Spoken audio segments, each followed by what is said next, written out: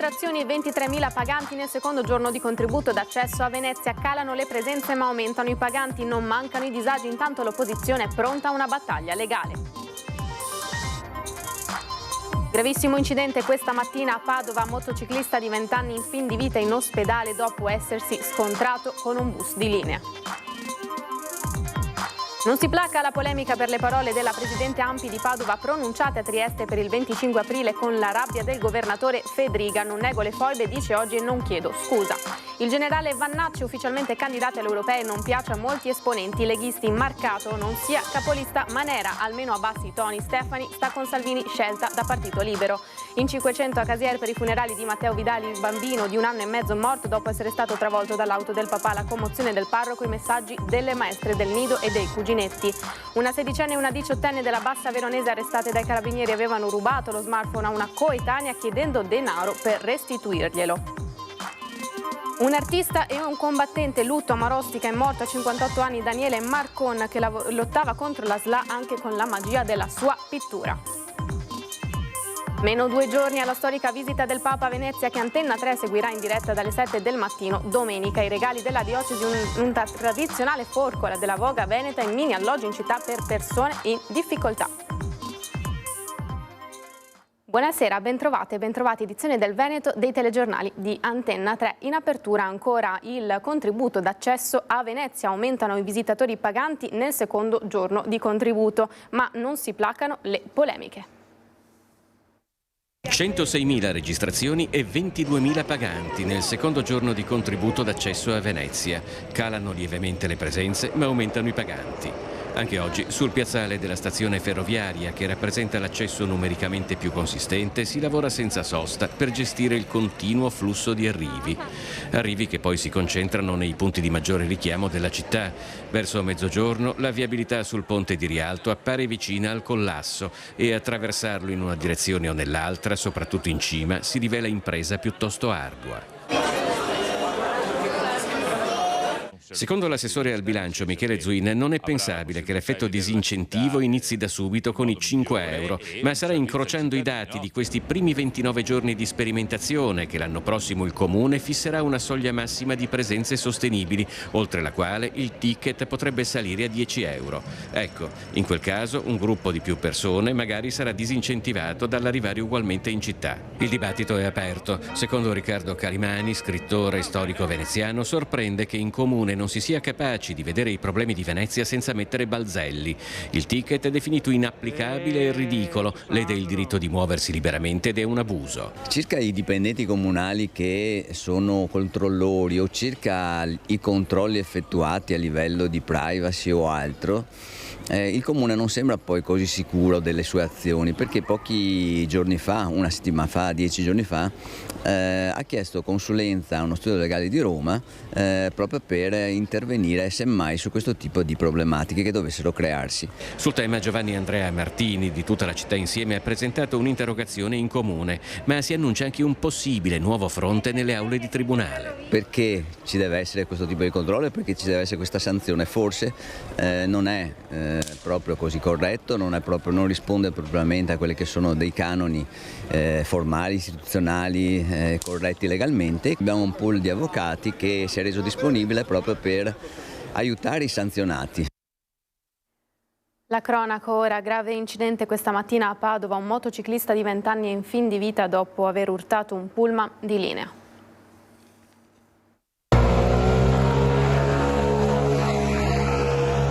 Incidente questa mattina verso le 7 lungo la circonvallazione di Padova all'incrocio tra via Manzoni e via Crescini davanti all'Istituto Marconi.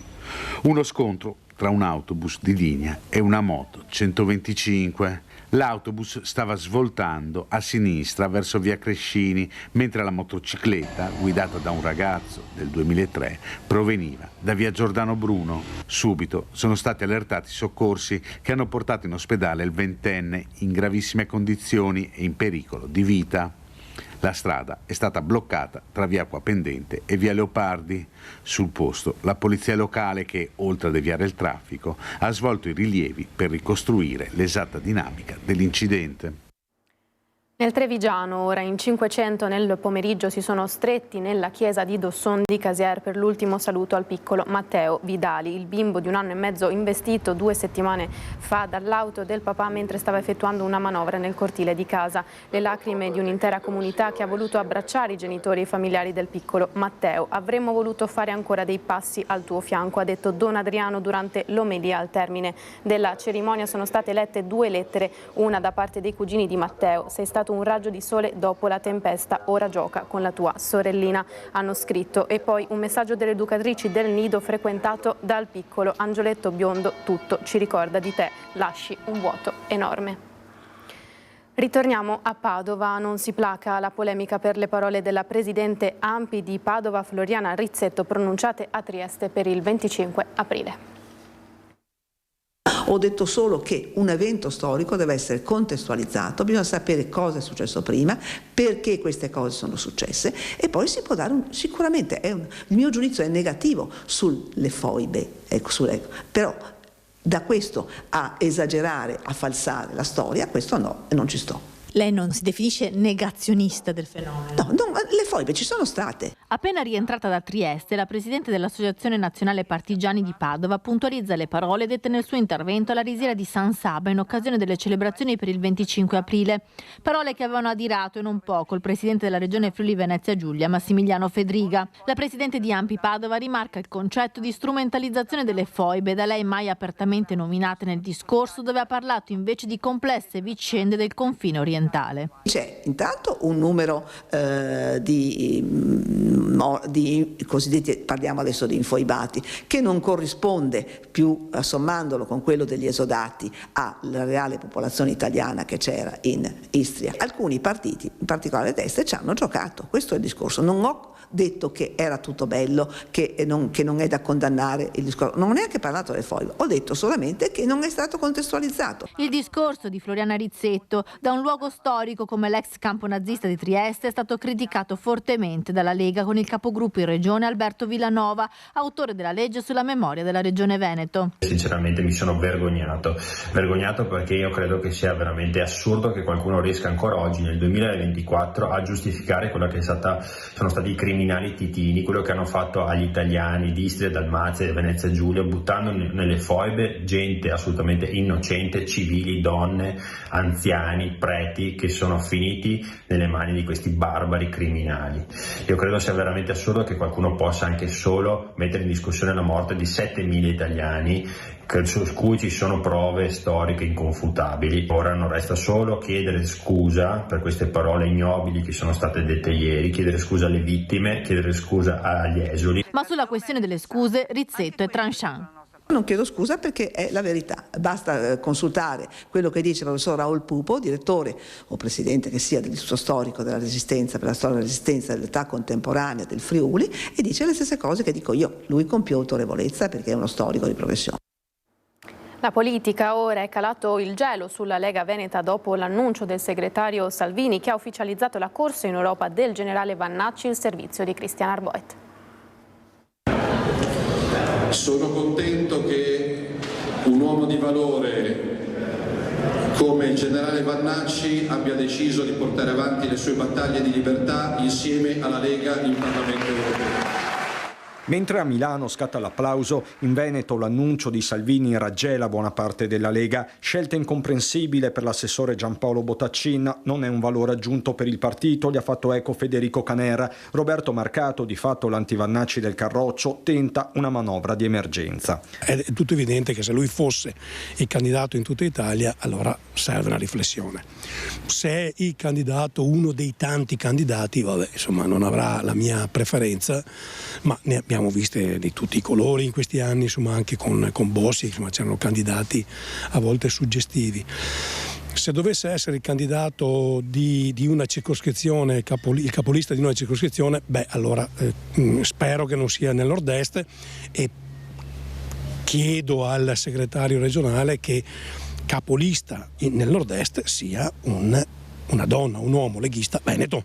Da parte sua il segretario Alberto Stefani non si scompone e al direttore Luigi Bacciali in diretta Focus TG conferma la linea salviniana. Credo che un partito che difende le libertà possa dare il diritto al generale Vannacci di poter esprimere le proprie idee, e soprattutto un partito come il nostro che si oppone al pensiero unico omologante e che quindi possa dare libertà di espressione, e poi saranno i cittadini a decidere. Mediana la posizione del vice sindaco di Treviso Alessandro Manera, pure lui in corsa per Bruxelles, che preferisce rivolgersi allo stesso generale. Farà la sua corsa come tutti.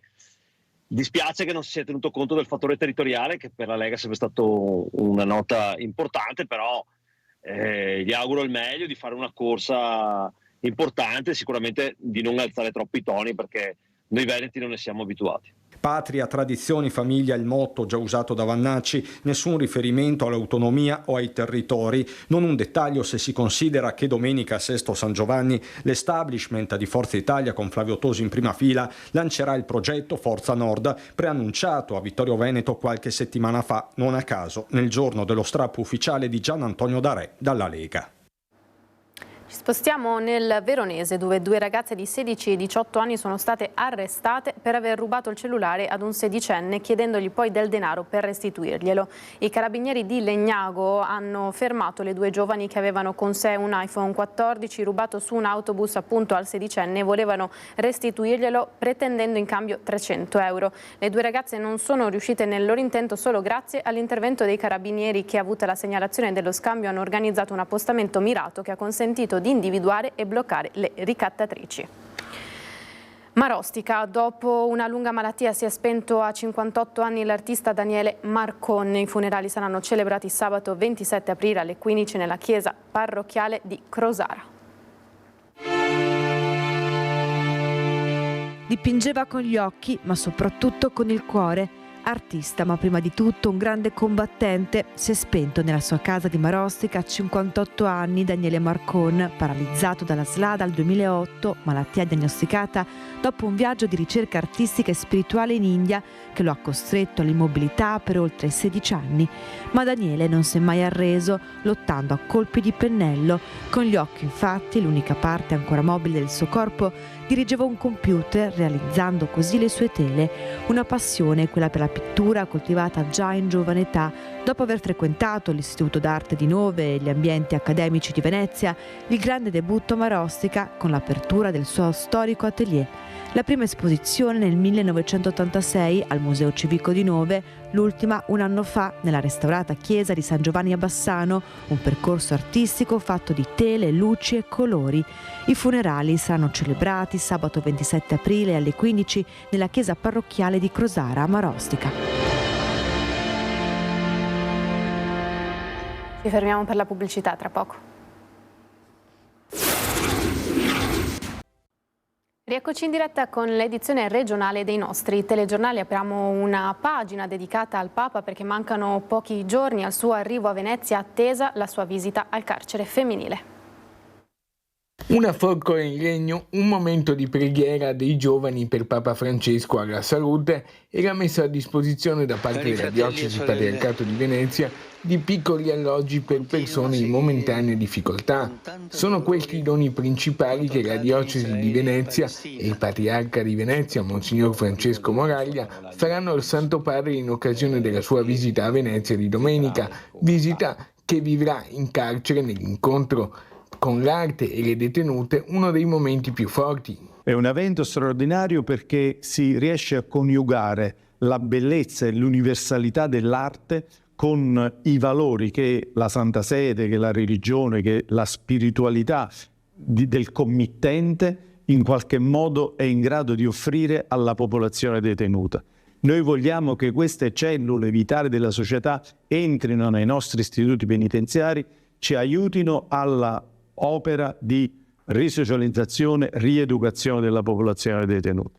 Il capo dipartimento dell'amministrazione penitenziaria italiana Giovanni Russo non nasconde l'emozione. Ho pensato che era esattamente quello che a un cristiano che oggi ha un compito una missione importante come quella di dirigere l'amministrazione penitenziaria, era un dono che non poteva essere rifiutato, anzi che forse era atteso da tanto tempo. Significava elevare a modello di una nuova visione il trattamento penitenziario per i nostri detenuti. È un evento che farà storia, che già adesso è un unicum in campo mondiale, non solo nella storia dell'esecuzione della pena nel nostro paese, ma anche a livello mondiale, e che troverà il suo, il suo culmine, il suo suggello formale con la visita del Santo Padre. Visita che segna appunto una data storica, quella di domenica, per l'arrivo del Papa, che Antenna 3 vi racconterà in diretta con un'edizione straordinaria non stop dalle 7 del mattino per seguire passo dopo passo le tappe del Pontefice, dal carcere della Giudecca all'incontro con i giovani alla salute fino alla Santa Messa in piazza San Marco, ogni momento della visita del Santo Padre con i nostri inviati. Dunque appuntamento domenica 28 aprile a partire dalle 7 del mattino con la nostra edizione straordinaria. E per questa invece di edizione del telegiornale è tutto, io vi lascio al meteo, grazie per essere stati con noi, una buona serata, arrivederci.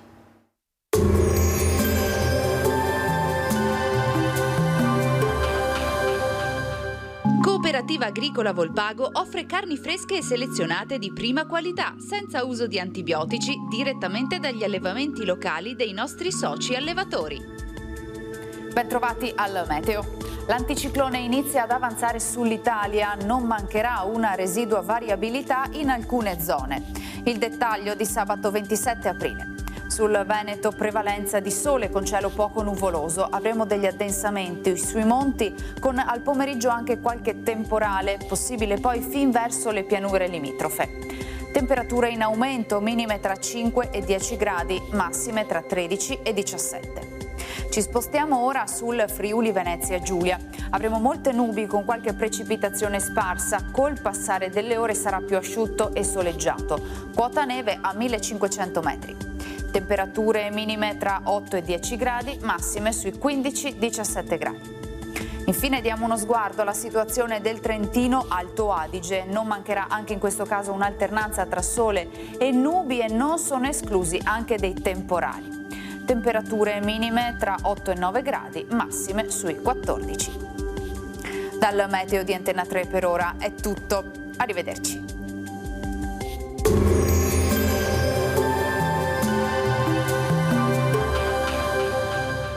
Cooperativa Agricola Volpago offre carni fresche e selezionate di prima qualità, senza uso di antibiotici, direttamente dagli allevamenti locali dei nostri soci allevatori.